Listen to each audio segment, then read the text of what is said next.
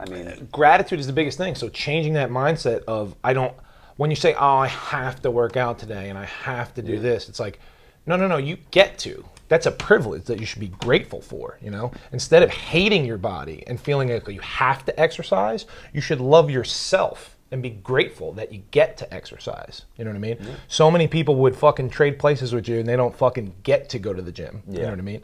That's a privilege. And if you really love yourself and the people around you, you will take care of your body and your mind. Yeah. Versus.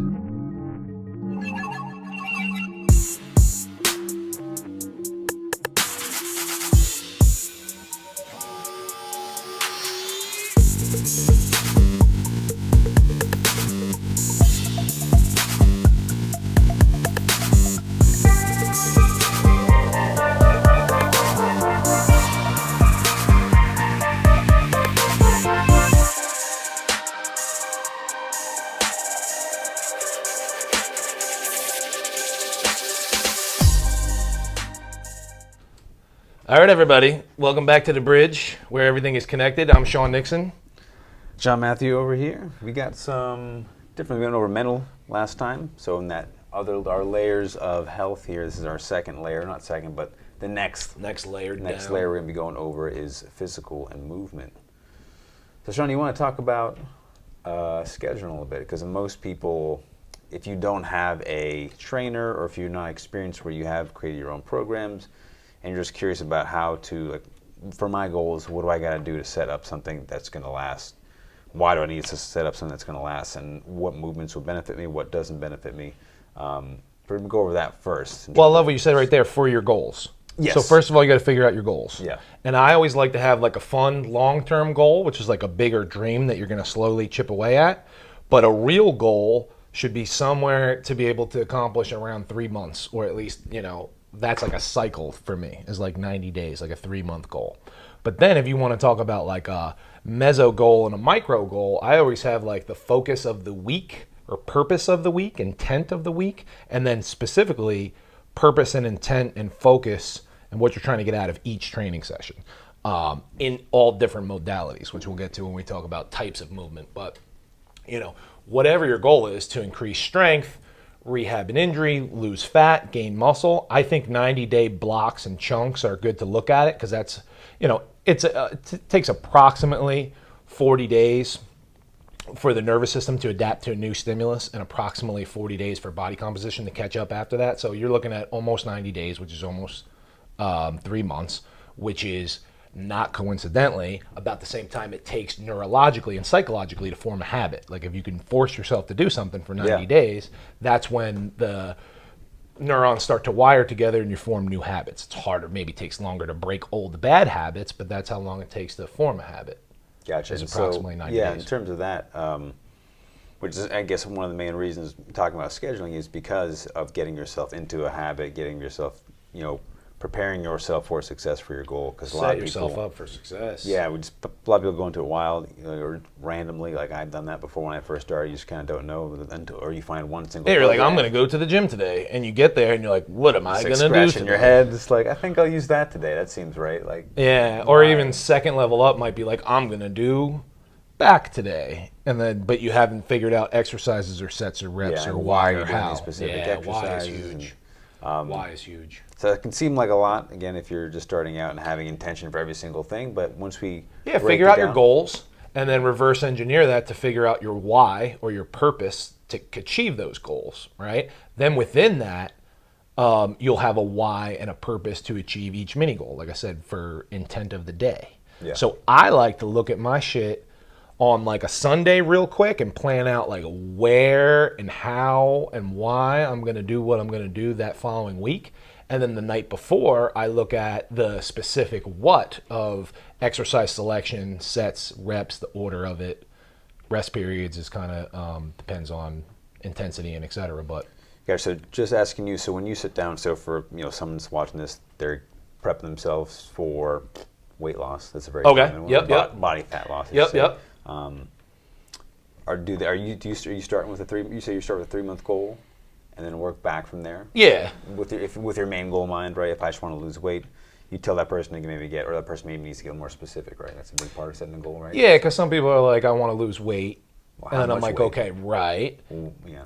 And then sometimes it's like more than 3 months, but I still want to block it out to 3 months and see where we're at and reassess there. Gotcha. Just to form habits and get new consistent patterns going. Like I said, sometimes you got to break old bad toxic patterns to start new ones. So that's why you need at least 90 days. Because just to get people out of the mindset of like 30-day fucking cleanses and like one workout's gonna burn this many calories and whatever. I see people walking around with Fitbit worrying about how many fucking calories they burn, but they don't know how many calories they're eating. You know That's what I not a mean? big one in terms of nutrition. That's which crazy. Well, it's the same thing with nutrition, and that's why we talk about everything being connected. It's like don't wait until you're hungry and standing in the fridge to make a fucking decision when you're emotionally and mentally and physically drained. Yeah, at that point because you're it's too hungry. late. So by that point, it's too fucking late. Yeah. Plan your shit out ahead of time, whether you're going to plan where you're going to eat or whether you're going to actually cook it ahead of time. And we'll touch on nutrition here a little bit, but we're going to have a whole nutrition, like intro to nutrition video and then nutrition series because of how important that is. And then in terms of like schedule, we're going to talk about that for a decent bit of this episode, but we're going to go into that in more detail as well. Yeah, So for if you sure. wanna The actual X's stay and on. O's of it. Because right now I'm just saying, think about your goals because you can't achieve a goal that doesn't exist. You Yeah. need to have some type of intent and purpose. And then, like I said, either on a Sunday as you're preparing yourself for the week or at least the night before, scribble down what you're going to do. And like you were saying, like that should be based upon progression of the last time you did that exercise, not just random jump up and down, get sweaty shit. Yeah. It's like the last time I did this exercise, it was 135 pounds and I got 5 reps. So I'm either going to do 145 pounds for 5 reps or 135 pounds for 6 reps. Yeah. So either way, there's progressive overload and some type of progress there. The only way to make progress is progression. You don't say. How do you like that? You don't say. How's that for a fucking soundbite quote? And another thing too, for like with clients that I've worked with in terms of what schedule is so important, and you talk about the ambiguity in goal setting is because like there's the level. That's part of our job is accountability for our clients, right? So when you're doing this by yourself, you got to create that own accountability. Having a set routine or schedule keeps that for you. I like to think of it, or I like to tell people who are just starting out with their goals or just starting out on a big new, I want this massive weight loss goal. Maybe you want to lose 100 pounds. Maybe you want to put on 50 pounds of muscle Right. and you're a skinny guy like me. Like treat this like you would the amount of effort you would if you're going to go get a degree from school. Like it's 100%. It's Or anything. yeah. So when you go to school, I know I have a goal to get this degree. I know it's going to each 4 years. I know each 4 years is going to be broken down to semesters, and I knew each semester is going to be broken into marking periods, and there's going to be a syllabus for every week of And that. different classes within. And right. there's homework every I love single that. day, And so- there's homework every single day. That's the perfect analogy. Because God damn it. That's perfect. because there's massive layers of accountability. So the built into going to long-term school, goal right? is to Get your degree. degree in whatever.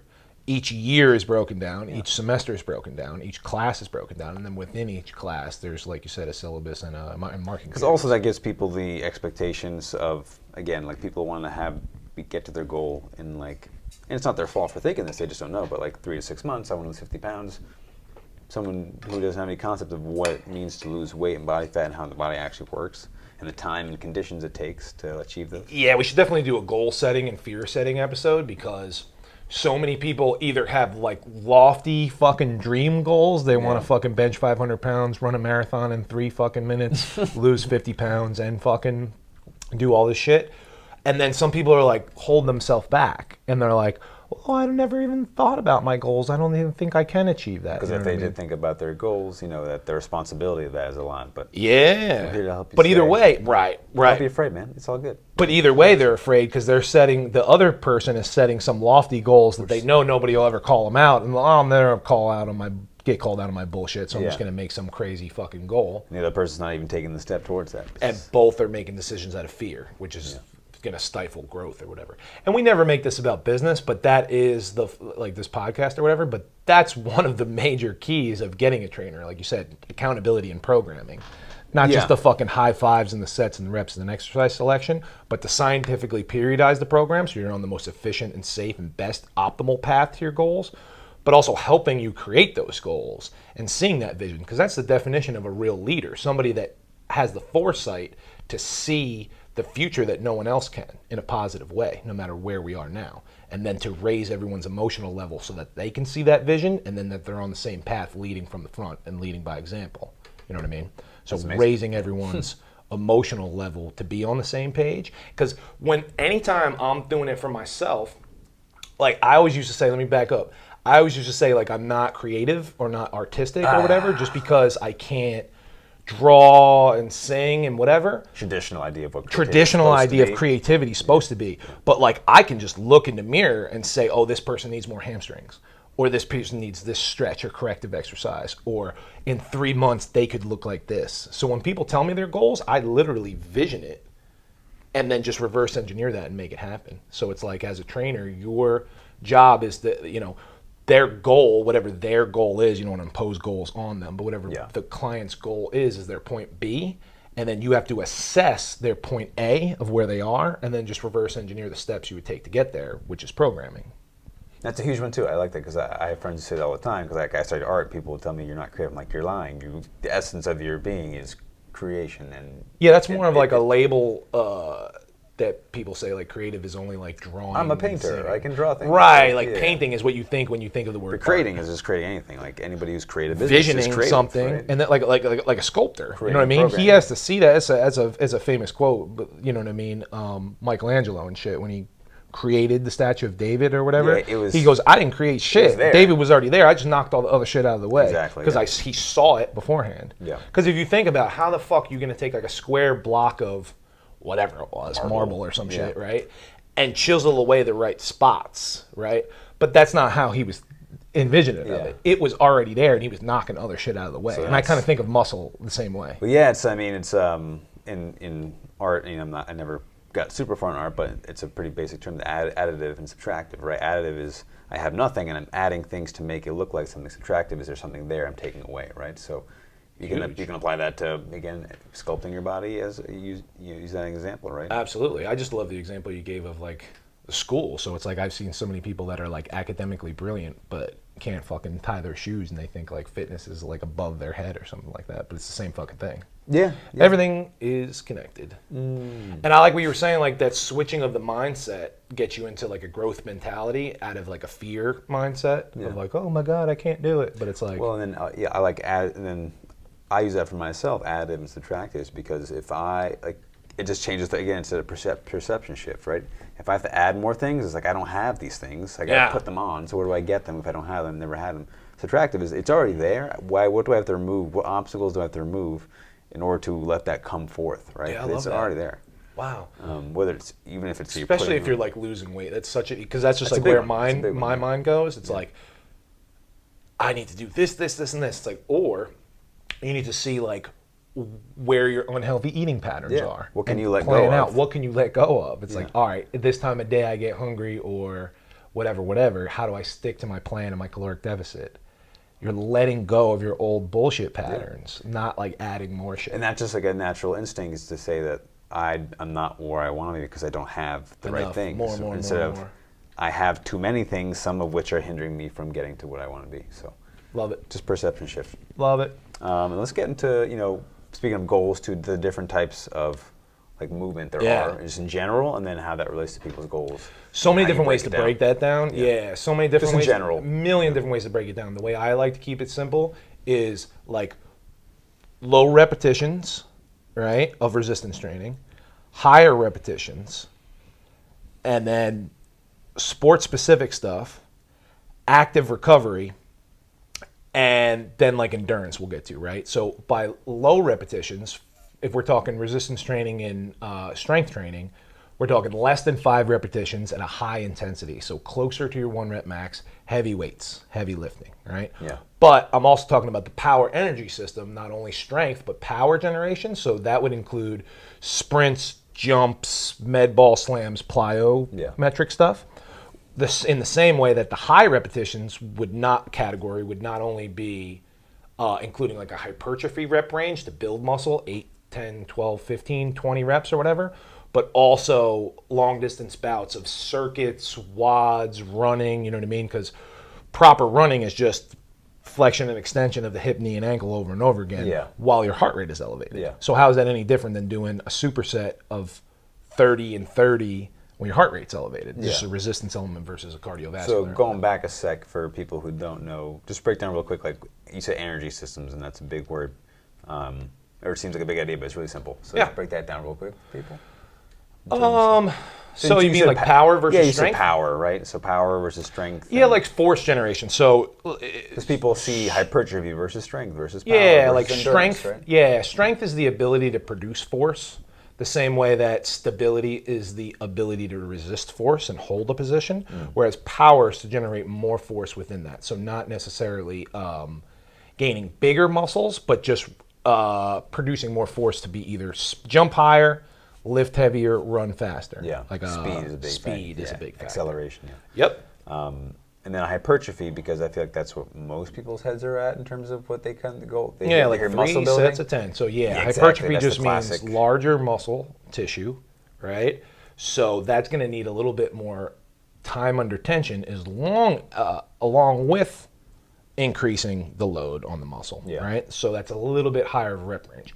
Not that you couldn't build muscle with 1, 2, and 3 reps, because you could, especially 5s and above, as long as there's progressive overload. And then like asterisks on top of that, genetics, right? A lot of asterisks. Oh, genetics is everything. And nutrition, right? But you can't do anything about that. I only try to, well, nutrition you can certainly do a lot. I mean, of that. genetically, some people are going to be predisposed to. Oh, higher reps or heavier weight or more yeah. cardio or more this. Sure. So we can get into different Veda types and different like somio types and stuff like that. That's the whole. In another episode for sure. But then it's like I separate. So you got high reps, low reps, right? Yeah. And that can include, like I said, endurance is included in the high reps, and strength and power are included in the low reps.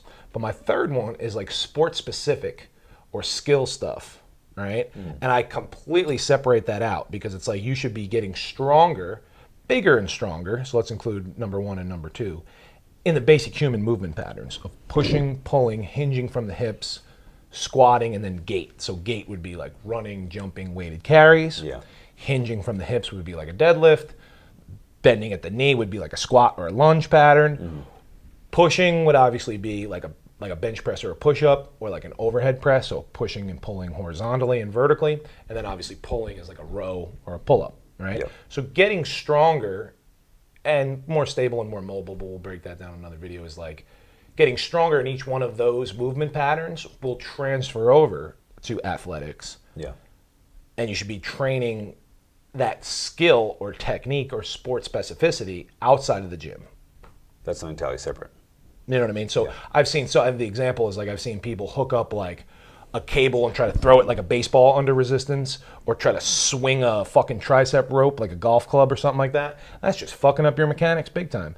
You're better off getting stronger and more stable in those primal human movement pattern positions, and then going and hitting 100 fucking balls in the driving range, or throwing 100 balls. Yeah, because I'll say it again, for the people in the back, everything's connected. So what you do, even if it's not in that same exact, like, it's that old, like, punching with 5-pound dumbbells. Right. That's just going to blow out your fucking front delt and not make you any doing faster much. necessarily, right? Yeah. And you're better just wearing like a heavier ounce glove and then taking a less ounce glove versus like. Sure. But it's that same thing as like if I add more weight to what I'm supposed to be doing, it's going to make that movement stronger. It doesn't necessarily equate that way, especially in a Yep. Especially for like a baseball throw where it's like it's all about relaxation. You don't want that excess tension. Good point. And you don't want isolation. Exactly. So it's like you can train a fucking lunge and a row and then transfer that into a baseball throw where you're using the glute, core, posterior oblique sling, lat to fucking fire it. You know what I mean? So training the body and movement patterns, and then separately training skill, technique, and sport specificity. Which brings me to the next one, which is like active recovery. So you should move every day, right? But that's going to include non-exercise activities such as walking, and if you have a physical job, or hiking and playing sports and stuff like that. I wouldn't write that into your exercise category. I would call that just a prerequisite of being a human being. Walking, moving, doing stuff, right? So let's not count that. One thing I would say is that if you don't already do that, you need to schedule that in. I would schedule that in. Yeah, schedule it in, but don't worry about how many calories it burns, nor don't count that towards your high intensity cardio. Yeah. Block off. I love that. So we're not counting that towards your resistance training or your high intensity cardio stuff. But definitely move every day. But definitely move every day and plan a walk because every a lot day of at people, least. what happens, and it happens, trainers experience this a lot with their clients, is that they work with the trainer, and now they have the leader, the professional who knows what they're doing. I'm coming 3 times a week, then I don't have to do anything Oh, else. great right? point. Because like There's 168 hours in the week, and if you work with a trainer 2 hours, what are you doing with those 166 Exactly. So- hours? Sitting on the fucking couch Exactly. with fucking Cheeto dust on your hands, farting under the covers, watching Netflix. Yeah, it's gonna take a while I'm not before gonna do you're nothing. on like working up 5 days a week if that is part of your goal. but- Training your nervous system 2 days a week. You don't fucking brush your teeth 2 days a week. That don't Yeah, make no sense.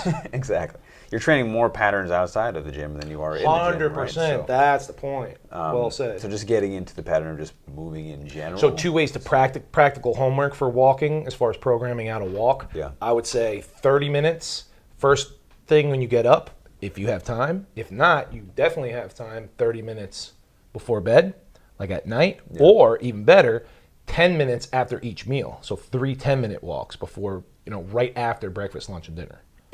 Yeah, that works. 10 minutes, that's easy stuff.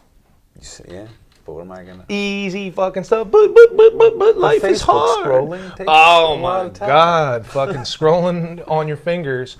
Dude, quick stupid story. One time I trained a guy that I told him, he had a sedentary job because he would sit in a truck all day, right? Okay. And the Fitbit said he was getting less than 2,000 steps, and the doctor said for his heart health, he needs over 10,000 steps, right? Yeah. So he comes to me and goes, I got 12,000 steps. I go, how'd you do that? He goes, I switched the Fitbit to the right wrist. I go, the fuck are you talking about? He goes, every time I shifted the truck, Oh my God. they fucking counted it as a step. So That's I got my amazing. 12,000 steps. I go, guys, don't fucking lie to yourself. You can lie to yourself, but you can't lie That's to me, hilarious. motherfucker. Isn't that hilarious? That's how our brain works. We have a goal. that we just- Right, that's what I mean. loophole So it he thought any his way we goal, can. right, that he could loophole it. His goal was to just get to 1,200 steps no matter what. Well, that's also another thing too. I mean, this is also again from like more advanced like programming techniques, but like when you have in terms of setting, and we will get into more like micro meso details of the number X's and O's of lifting later. Yeah. But like if I have a set of 12, if I'm so focused on getting that 12 no matter what, then all of a sudden I start deteriorating for the sake of getting a 12. But the whole purpose of the 12 is just to have good form, technique, tension, It's a great point. rather than the number. But people get obsessed with the numbers. great point. Right? So with another- weight and reps too. Love that. And we will dissect that down when we talk about periodization in programming, because there will be a nice couple of videos on that and a podcast for sure. But that's why, real quick, as far as practical take-home stuff, I like rep ranges. So instead of going for that 12, let's call it 10 to 12 range, where the first set is like a light one to warm up, and you will get all 12, and you think to yourself, how many more could I have gotten? And then you increase the weight a little bit to where you're getting between 10 and 12, to where the third or whatever final set, you're getting anywhere, but so if you don't get to 10, it was too heavy. Yeah. And if you got to 12 and it was too easy, it was too light. Yeah. So like a range, because I love what you said. We're not getting to 12 arbitrarily. Once form breaks down or the muscle, Yeah. the primary muscle we're trying to stimulate fails, the set is over. And you need to fucking calibrate your weights and sets and reps and rest times and recovery and nutrition Yeah, and the hydration. point of and it everything is else. not the completion. The point of it is the exercise itself, right? So And that we're going to do a whole series on of any exercise is not going from point A to point B to fucking do something to look right. cool. It's fucking lengthening and shortening the target muscle while stabilizing the other muscles. yeah, so mind nothing muscle else connection is moves. huge. Huge, friggin' huge. We'll get to that. So what do you mean by balance in movement? Because when I read that, I think of an equal ratio of recovery to working out, working in energy versus working out energy, right? Yeah, so I mean, yeah, same exact thing. It's the types of energy you're putting towards your movement, right? So like, I've done martial arts, I've played football, I do yoga, and I like going on hikes, and those are all very, very different things. Different modalities for sure. And just like mentally and emotionally, they're very different, but also Sure. physiologically, right? Everything's connected, right? So that's like finding some sort of balance. You said in-out movements, so like a very easier way to be intense stuff, and then more recovery, restorative stuff. Sure. Right? Because I like doing yoga, and I like doing some more challenging classes, but I love me a good restorative class where I'm just laying in different positions, just letting my body relax. deep down. Breathing, yep. And both are good for my body in different ways, and I like that I have both, and I wouldn't want to just do one or the other. Because not only are you talking yin and yang, but you're talking sympathetic and parasympathetic nervous Exactly, system. yes, So yes, some people will call it like a fight and flight versus like a rest and digest and Yes, recover. yeah. So an active recovery. So if we were to break down recovery into two different phases, you could have passive recovery, which you would schedule with a professional, chiropractor, cupping, massage, dry needling, whatever, Yeah. cryotherapy, something like that. Or active recovery, which would be like, I'm not going to count this towards my weekly exercise, even though it is exercise, Yeah. but we're not going to write it into our high intensity cardio and our weightlifting. I'm going to go for a hike. I'm going to go swimming. I'm going to ride the bike. I'm going to sit on the stationary bike. And you're just pumping blood and moving lymphatic fluid Yeah. without stimulating the sympathetic nervous system too much. Yeah. You know, you're staying parasympathetic so you can stay relaxed and recover, but you're not just sitting on the fucking couch in a horrible posture, because movement, light movement, is better for recovery than no movement. Yeah. Which is whatsoever. funny because when people get injured, they say like, don't move, don't do anything, and like just lay there. Like, Silly doctors. yeah, so most doctors say just rest on it forever, and then you'll be okay. Yeah, rest, don't do anything. Like, oh, doc, I hurt myself. Don't, whatever you do, don't exercise. Stop it. It's like, Put yourself in a body cast. Ah. Don't move for the next month and a half. nah, the body was made to move. Yeah. You must move. So yeah. And then the next note is like plan out your meals. But we already touched on that. We're going to do a whole nutrition episode. But in the beginning of each week, you should think where, how, and what you're going to move, and where, how, and what you're going to eat. You know, the same way you have like a morning routine and a night routine, as far as like fucking scratching your ass and brushing your teeth and whatever. Well, a lot of people don't even have morning and nighttime routines. So Well, you're fucking up, guys. Well, so then I think they do, and they're not aware of it. Oh, and they're- they're on like an autopilot they have the program things of they like, do, but they don't I'm in assign bed, them. I'm tired, I got to piss. Next thing you know, you're in the bathroom, and your body's Yeah, just... it's not intentional. It's not intentional. And if you just bring, Good again, point. you know, going back to the mental, and again, eventually we'll get into spiritual and this connection. I think Intent, it's goals, awareness, purpose, yeah. awareness. If you're Think aware- about your shit ahead of time. Again, when you come into that, even just a little bit of awareness, not even like, you know, if I meditate very long to experience it, you'll notice like, I just went to the kitchen and opened the fridge, and I didn't even think about going to the kitchen and opening the fridge, but Yep. I always do this at Yep. this time after doing this thing. So start writing again, going back to the journal prompts, because again, journaling is effective for mental, Everything. physical, spiritual, and everything. Like write down what your ideal nightly routine would be that benefits your mentally, physically, emotionally, spiritually morning routine, and then have it out there, and then notice what you actually do, and if that's in line, because you notice you're trying to get to this one, but certain things or habits you built keep pulling you back. Like maybe you, go to the door, open the fridge, or maybe you just like pass out on the couch. Yep. Or that's just what you go. You turn the TV instead of getting ready to go to bed. Like, Yep. what do you do unconsciously? So just bring that awareness, because then tying it to sleep too, which is a whole other part of all Yep. this. This is the thing that's going to help your physical. It's going to help your recovery.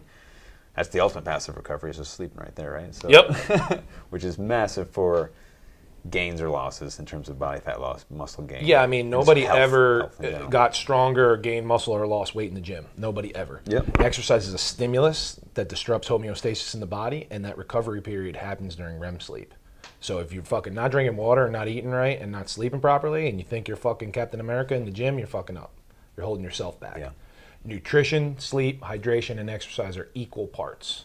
They all go together. But yeah, again, what you Can't have one without the other. Yeah, and I agree with you said, because most people think they're building muscle in the gym. I'm getting stronger, bro. I'm breaking down micro tears and fibers. Well, no, even some people think like if the muscle's like inflating in the gym, it's pumping, it's getting bigger. Like that's how that muscle. It doesn't. They don't. Well, so many people don't make the connection Well, it's that like fun. you're destroying it down, and then you got to put it back. That's the thing. You're digging a hole, and to fucking keep digging the next day, you got to fill that fucking hole in with some and dirt. to just make a connection here, like exercise is the subtractive, and then nutrition is the additive, right? That's it. So if you're thinking of recomposition, I take away what I need to take away, and I put back what I want to reshape, right? So it's obviously more complicated within the body, but it's the same principle. It's a similar Same concept. principle, because food is additive and exercise is subtractive. One breaks you down, one builds you up. Well, So you just you're got to find the right ratio. What you're Breaking trying to do, down energy, utilizing energy, burning.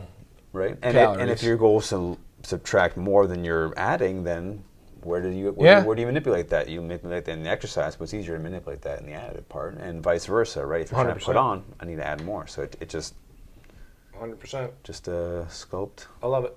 And then the biggest thing is you got to make it fun, because that's the only way it's going to be sustainable. So fucking the mindset, obviously, and fucking cranking music, to me, you know, music is healing in and of itself. So if that energy is going to change your fucking vibration and your mind state to get you a better workout, You need to be fucking putting on your Or favorite you fucking know, like music. if it benefits you to work with the trainer or work even in a small group setting, like Absolutely. there's not like a single right way. We both do one-on-one, had the one-on-one training. I teach yoga, and like again, it's really about finding something that you're gonna like to do. Because If you don't like it, you're not going to come back, and it's not sustainable, and then you ain't going to get anywhere. and why would you want to do something you don't like? Life is short, so stop it. That's a good point, because people think like I healthy have to. foods are gross or have to or this to. So that's the biggest thing is the mindset. Yeah, and just that's a great time. Changing your to fucking- tie in the Yeah. quote we got here. I mean, Gratitude is the biggest thing. So changing that mindset of when you say, oh, I have to work out today and I have to do this, it's like, no, you get to. That's a privilege that you should be grateful for, Instead of hating your body and feeling like you have to exercise, you should love yourself and be grateful that you get to exercise. You know what I mean? Yeah. So many people would fucking trade places with you and they don't fucking get to go to the gym. Yeah. You know what I mean? That's a privilege. And if you really love yourself and the people around you, you will take care of your body and your mind versus, oh, I have to exercise. This sucks. And now your body's like, doesn't even want to do it because you already said you don't want to do it. And that's a big part of, I think, this taps into the emotional and mental aspect of working with people who are trying to change their bodies. Is most of that change is usually coming from a place of discontent or resentment of self. Like, I'm not happy with who I am, and so I want to change who I am. So I'm running away from who I am by chasing this thing that's supposed to give me what I want, right? But that's usually where people fall off their goals because that's an unsustainable mindset. It's a negative mindset. I was going to say, I think that's okay for a starter, right? Have some type of fear or hatred that you become aware of. That's a really... But it's definitely not sustainable. No, exactly. That's the point. A lot of people do sustain it for a long time, working off of fear and hate. Maybe they have success, but if you're not accepting of yourself in this moment, all there is this moment. It's just happening over and over and over. So if you can't accept it where you are now, you're not going to get it later. If you don't see the statue beneath the block already, you're going to keep chiseling away and not ever. And then you're really going to need a coach or a trainer. Get to the end, it's not just for fucking high fives and the fucking jokes and shit.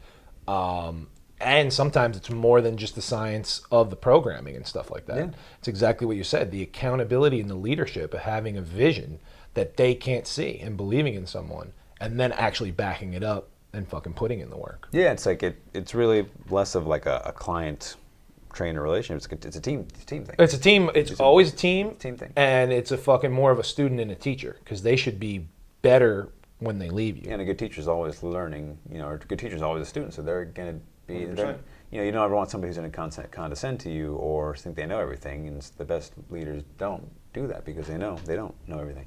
But yeah, just going back, like accept where you are now. Like if you are really overweight and obese and you think you have a really bad vision of your body, maybe you're really skinny, you have a really bad vision of your body or whatever it is, accept where you're at now because that's the only way you're ever going to get to where you want to go if you accept that you are here now in this moment.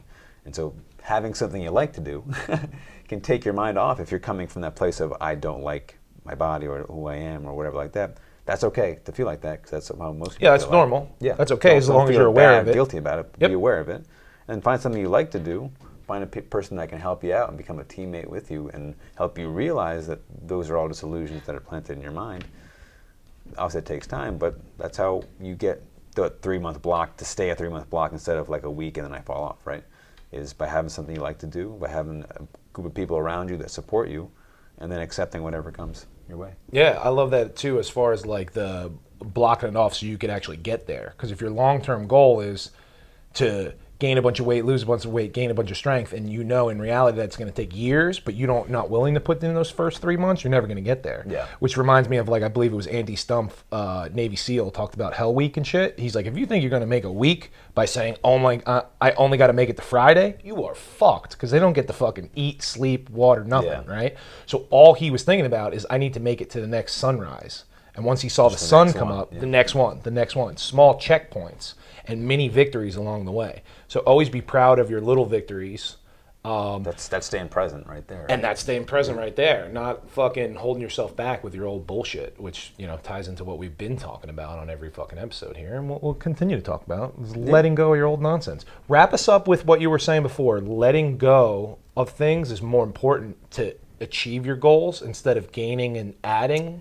Yeah, that's a perspective shift, and that's there's the woo, some people say woo-woo manifestation, but let's forget that whole idea of this like I'm attracting something to me. Think of it as just your perception of yourself. So say, for me, as somebody was very, very skinny and thin and wanted to get more muscle, thinking in a skinny person's or resentful mindset is I'm just gonna stay in that way, right? Yep. I'm just gonna do things to keep myself as I am because I can't accept anything. I can't accept that I can move to something greater. So Free your mind, and your ass will follow.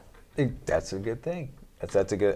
Change the mindset first. Yeah. Sometimes you got to get moving first to do that. Yeah, and that's part of the acceptance. But part the of body always follows the mind. Yeah, they're the same thing. Accepting what you are versus and letting go of the things that are holding you back. And then believing in what you can be. Yeah. And whether or not, like I said, that needs to be a trainer or a coach or a family member or a friend or a support system that's going to believe in for you, you got to fucking believe yourself. Doesn't matter what the fuck I believe. You know what I mean? Yeah, and again, if you have a trainer, again, they're only seeing you maybe 2 or 3 hours a week, 2 or 4 hours a week. It's on you. Accountability, motherfuckers. Take care of your shit. Plan it out, then execute. Move. Enjoy it. Move. Yeah, enjoy it. Yeah, have fun have every fun. motherfucking day. I know you had fun here. Click like, Deuces. click subscribe, send it to all your fucking friends, goddammit. We'll see you in the next one. Peace. Peace.